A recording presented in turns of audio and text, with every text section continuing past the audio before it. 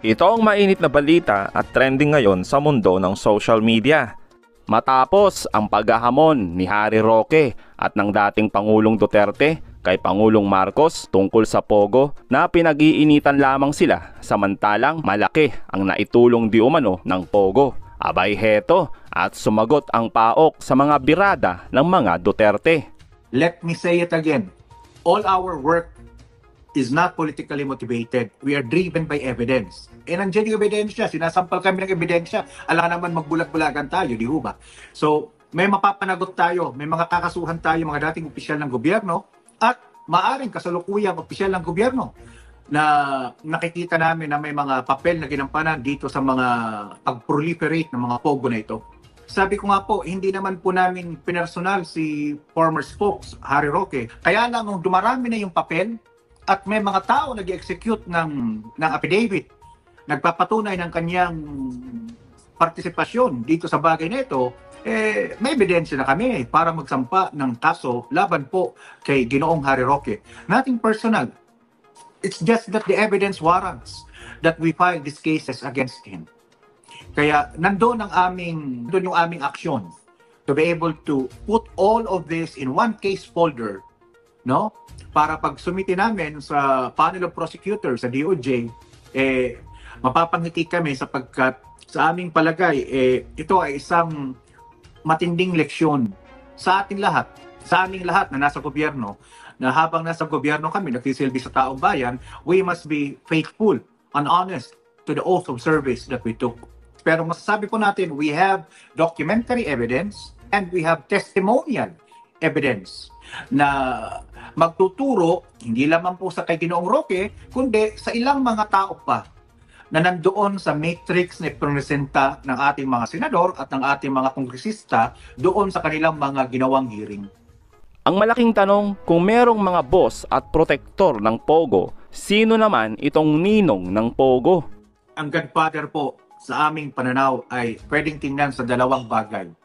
Una, actively enabled, no? Actively enabled. So talagang inutusan ang iba't ibang ahensya ng gobyerno, halimbawa na huwag pakialaman ng mga Pogo, hayaan lamang silang mamayagpag sa kabila ng merong mga nakikitang mga illegal na gawain. Actively enabled them to do whatever they want to do. Pinabayaan na lang. Buwelta naman ng kampo ng mga Duterte. Abay wag ilihis ang usapan at magpa-hair follicle test na ang Pangulo para iwas issue sa pagiging bangag. At pagdating naman sa ehekutibo, siyempre, ang presidente ang dapat manguna. Mag-hair follicle test tayo dahil napakasama ng impluwensya ng pinagbabawal at droga sa pag-iisip, lalo na ng mga gumagawa ng desipsyon sa ehekutibo na dapat masiguro na hindi sila bangag. At ang tanging paraan dyan ay sa hair follicle test. Bakit tatanggi ang taong walang tinatago? Ang ating presidente, ang dami nang nanawagan na magpa-hair follicle test. Mula pa noong nagsalita ang dating presidente Rodrigo Roa Duterte, dinagdagan pa ng confidential informant na Agent Morales, at ngayon, meron pang video na authenticated ni Maharlika, ha? At syempre, nandyan pa yung mga nabanggit ni Cathy Binag na siya mismong nakakita kay presidente na kumuha ng pinagbabawal na gamot. Kaya nga po ang panawagan, hair follicle test para mapasinungalingan. Narito naman si Kong Marcoleta at ginisa ang ahensya na sumuway sa utos ng Pangulo. Yung pagkorpo ay may jurisdiction sa lahat ng gambling activities sa ating bansa. Tama po? Yes, sir. As a general rule, the Philippine Amusement and Gaming Corporation has jurisdiction over all games of chance, except po dun sa covered ng jurisdiction ng other licensing authorities. Ayun pong covered ng local government units at iba pang sangay ng gobyerno po. Pursuant to your charter, based on Presidential Decree 1869, nag-issue po kayo noong 2016 ng Rules and Regulations for Philippine Offshore Gaming Operations. Tama po? Yes, sir.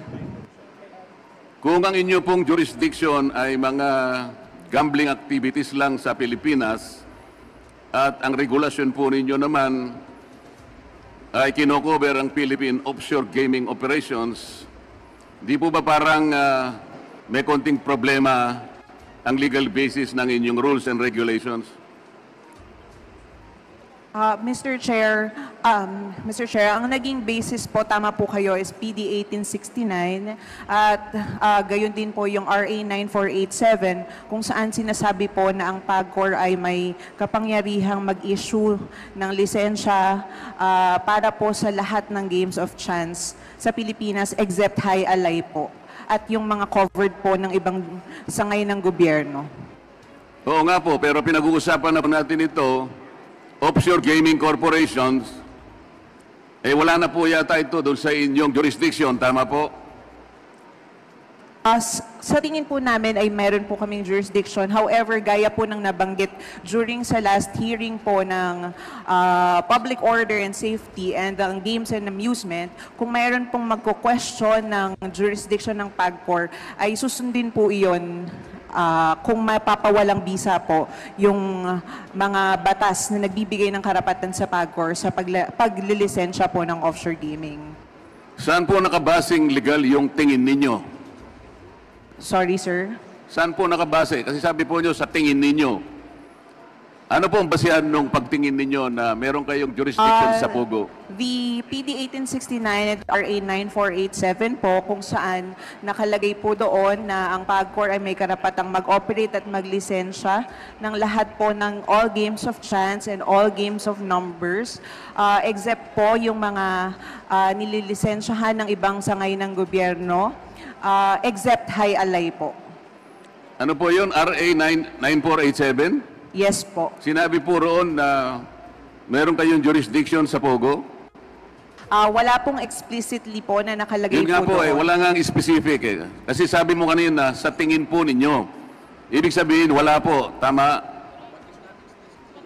Yun nga pong RA 9487 po ang pinagbatayan po noon, Mr. Chair. Ano po yun? Nga pong 9487 po ang pinagbatayan po noon. Hindi po explicitly nakalagay, pero po ang exclusion po na nakalagay po lamang doon ay yung high alay po. Wala nga pong nakalagay doon eh. It is not explicitly written in the law, Madam. Ngayon po, ang susunod na tanong, ano na po yung ginawa ninyong step or steps in order to fulfill the wish of the President that effective his SONA on July 22, 2024, he said that effective today, the POGOs are banned. Ano na po ang ginawa ng PAGCOR para po ang instruction na ito ng ating Pangulo ay matupad? Okay po.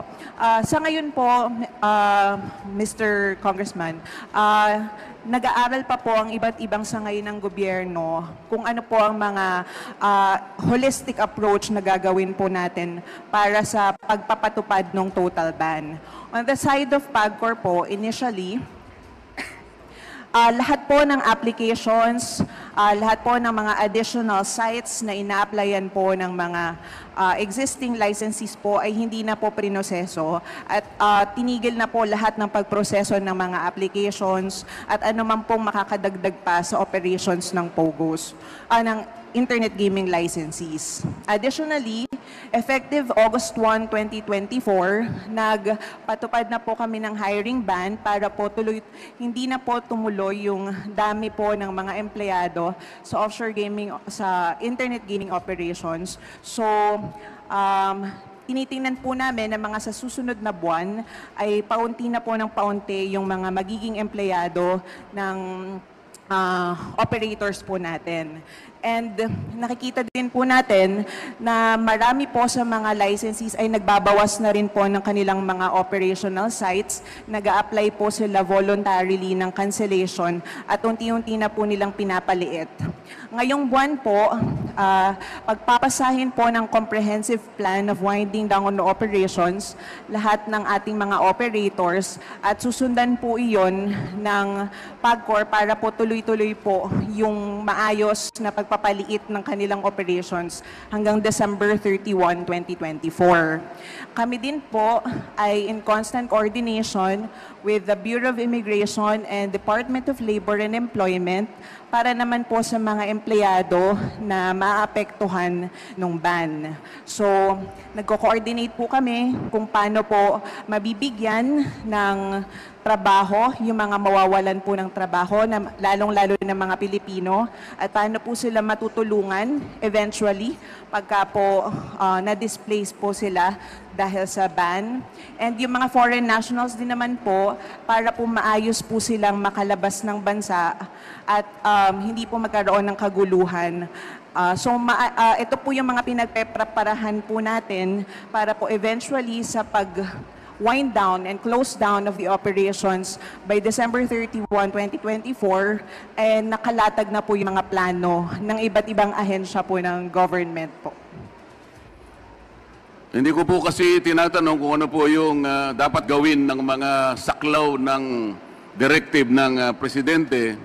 Ang tinatanong ko lamang po, ano yung ginawa ninyo para matupad ang kanyang directive na effective today, sabi niya po yon, July 22, 2024, ay itigil na po lahat ang gawain ng POGO.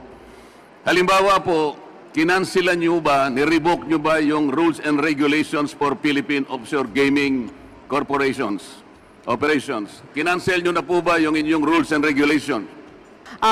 Sir, yung rules and regulations for Philippine offshore gaming operations ay matagal na pong na-repeal. Hindi na po pinapatupad or hindi na po yun ginagamit as regulation. Sa ngayon po, sir, ang naging directive po kasi ng Presidente is na-ban na po yung POGO ng July 2022 and inaatasan po ang PAGCOR na i-wind down po yung operations by December 31, 2024. Yung existing rules and regulations po namin, patuloy pa rin po namin pinapatupad pero hindi na po nagdadagdag, hindi na po nag-i-issue ng lisensya ang PAGCOR patungkol po sa internet gaming license po. At habang pina-finalize po yung detalye at proseso ng winding down, pwede po muna silang mag-operate. Yun po ang inisyo po namin, sir. Please wrap up, So, Congressman Marcoleta. Mr. Chair, binago po ninyo ang utos ng Pangulo. Ang sabi ng Pangulo, wala pong masyadong simple po yung sinabi niya eh. Magmula ngayon, sabi niya, effective today, we are banning all POGO activities. Wala po siyang sinabi na maaari nyo silang palawakin sa iba't ibang pamamaraan hanggang sila'y makapag-wind up. Bakit po binago nyo ang kautusan ng Pangulo? I think po na klaro naman Last question, po ito Congressman Marcoleta. na binibigyan pa po sila ng hanggang December 31, 2024 po para po unti-unti pong paliitin yung operations po nila. Mr. Chair, hindi po maliwanag yung sagot nila. Para sa akin ay binabago po ninyo yung kautusan. Napakasimple po ng kautusan ng Pangulo. Simula sa araw na ito, itigil ninyo lahat ang aktibidad na may kinalaman sa POGO. As simple as that. Hindi po ba, akala ko ba nag-issue na kayo ng order sa kanila? Dapat sana po, kinabukasan, isinara na po ninyo lahat ang mga POGO para walang problema. Hindi ba dapat ganun po yung inaasahan ng ating mamamayan, Mr. Chair? Sir Congressman, bukod po sa naklaro naman po yun, magiging mahirap po na abrupt po yung maging hakbangin po na Hindi gano'n. po abrupt yun eh. Ang Pangulo na po ang nagsabi. Wala tayong magagawa doon. Ang sabi po ng Pangulo, simula sa araw na ito, itigil lahat ang POGO. Abrupt po ba yun? Pangulo po ang nagsabi. Kayo po ang mananagot dyan kapag sinabi niyo, Mr. President, masyado namang abrupt po ang order ninyo. Sasabihin niyo po ba sa Pangulo yon? Hindi po, sorry po, hindi po, sir. Kaya nga po, ang inaasahan po ng mamamayan, kapag sinabi ng Pangulo, simula sa araw nito, itigil lahat ang lahat ng gaway may kinalaman sa Pogo. Ibig sabihin, tigil po lahat. Hindi ba ganon? Your time is up, Congressman Marcoleta. Pasasagutin ko lang, Mr. Chair. Hindi ba ganon? Sa tingin ko naman... Dapat ganon, di ba? Sir, liliwanagin ko lang po na naklaro naman po na hindi pa po nung araw na yon mahihinto muna yung operations, kundi bibigyan pa po sila ng pagkakataon na i-wind down po yung operations nila hanggang December 31, 2024. Wala po ako narinig na ganon mula sa Pangulo, Mr. Chair. Okay, please ask the same question on the second round. Thank you, Congressman Marcoleta.